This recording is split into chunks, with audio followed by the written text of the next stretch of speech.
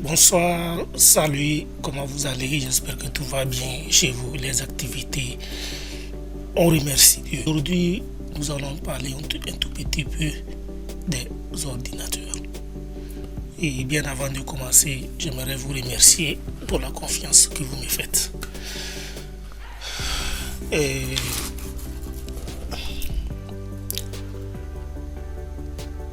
je vais d'abord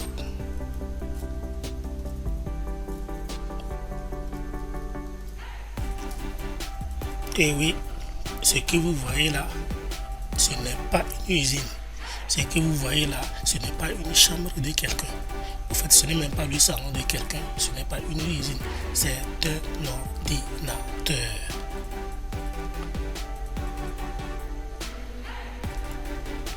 Bon, de toutes les façons, ça va me faire tellement mal de vous donner l'historique de l'ordinateur parce qu'actuellement, on a tellement évolué que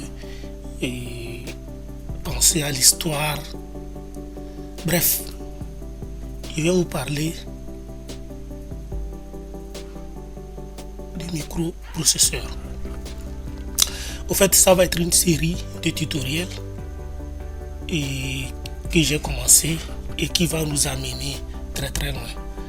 J'ai commencé, on va évoluer petit à petit jusqu'à ce qu'on arrive au niveau comment est-ce qu'on peut choisir son ordinateur. En tant que génie civil, en tant que quelqu'un qui fait du montage vidéo, en tant que quelqu'un qui fait de l'infographie, voilà, en tant que, en fait, d'une manière professionnelle. Et après, on va parler du gaming, pour ceux qui veulent faire du gaming aussi. Donc, sans plus tarder, il faut savoir une chose. Au niveau des microprocesseurs, nous avons deux maisons qui font les microprocesseurs. Nous avons le Intel. Voilà. On a le Intel et nous avons AMD.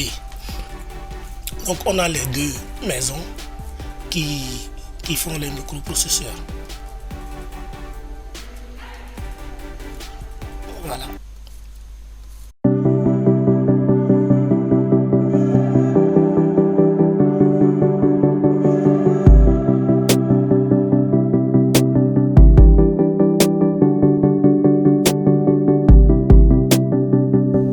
Donc par rapport à ça, et je vous donne à peu près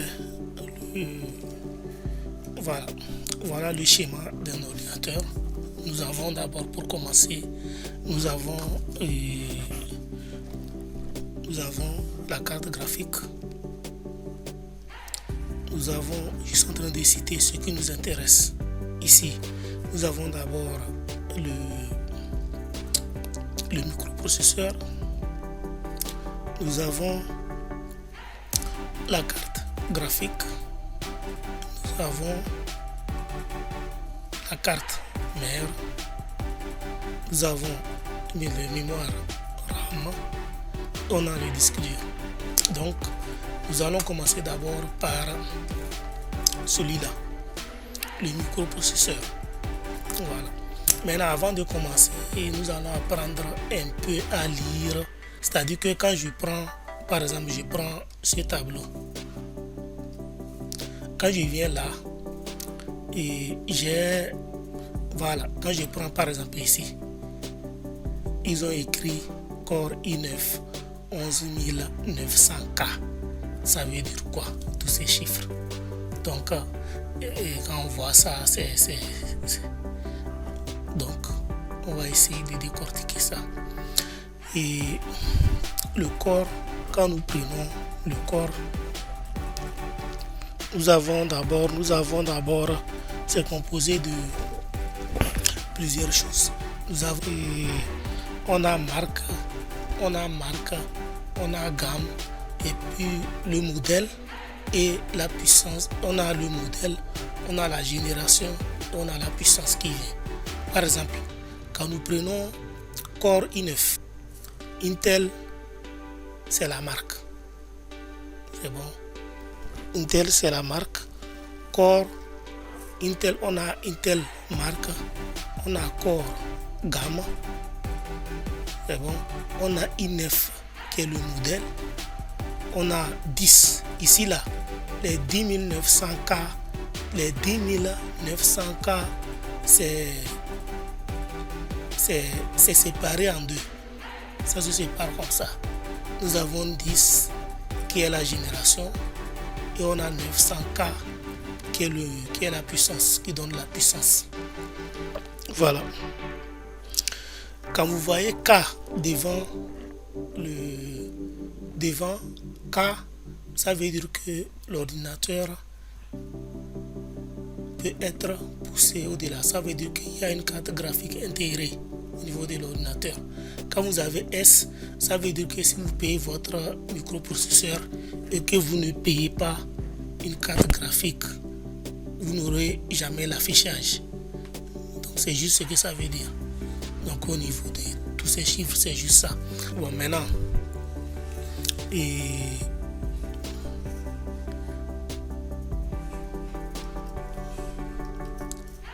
Core i3.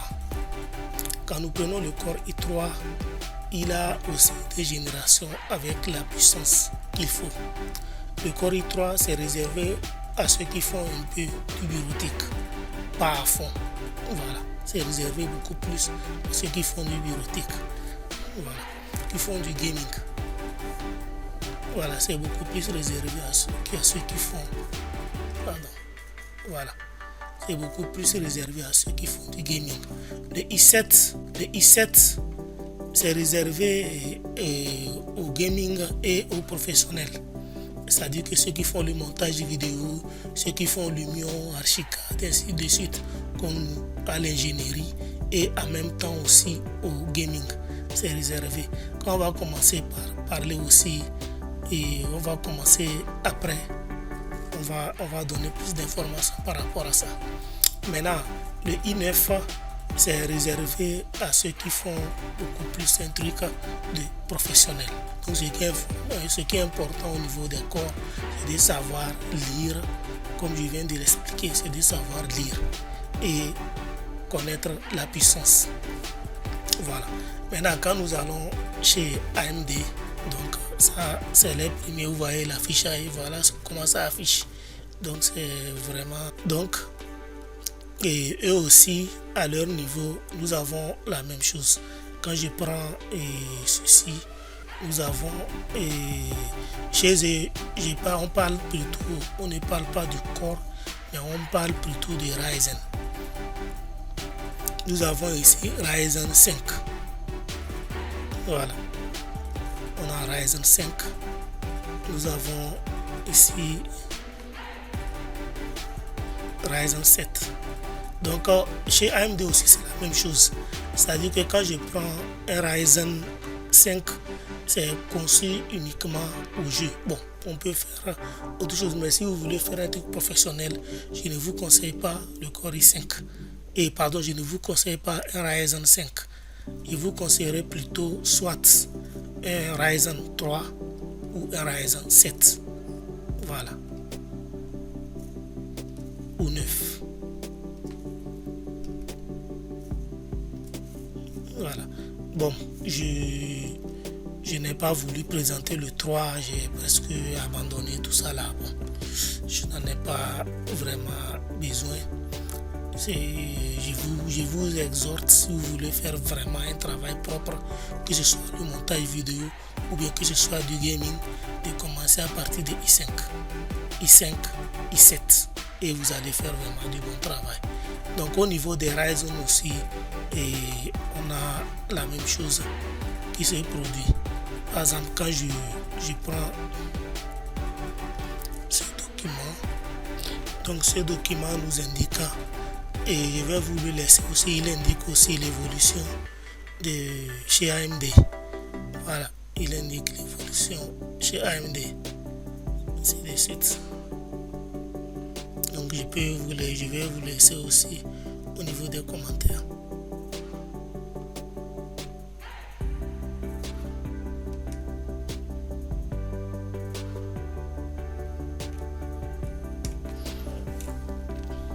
Voilà.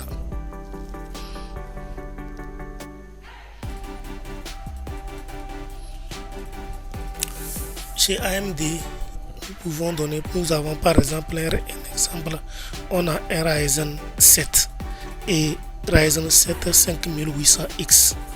Ryzen 7 7800X, ça veut dire quoi?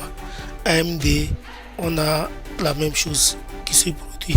On a AMD qui est la marque, on a Ryzen qui est gamme, on a 7 qui est le modèle, nous avons 5 qui est la génération, on a 800X qui indique maintenant la puissance. X, c'est pour donner une certaine puissance.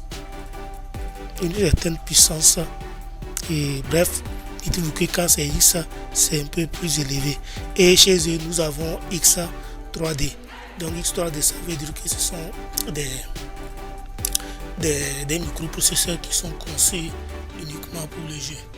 Voilà, on peut faire du gaming, il faut choisir là où c'est X 3D. Maintenant, quand c'est X, ça veut dire que vous pouvez l'utiliser, c'est beaucoup plus utilisé d'une manière professionnelle. Voilà, et ainsi de suite. Donc bref, c'est juste ça. Donc ce qui est important, c'est de savoir que quand nous avons un Ryzen 7 5807, c'est Ryzen 7, c'est juste le modèle. On a 5 qui est la 5e génération et 800X qui donne la puissance. Voilà. Maintenant, pour finir un peu, pour clore, et je vais faire un petit résumé des deux.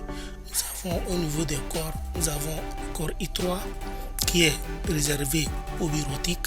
Nous avons le corps i5 qui est réservé maintenant au gaming. Nous avons le corps i7 réservé aux professionnels et au gaming. Nous avons le i9 qui est réservé uniquement aux professionnels. Voilà. Et quand je viens au niveau de AMD, nous avons la même chose. Nous avons le Ryzen 3 qui est réservé au bureautique.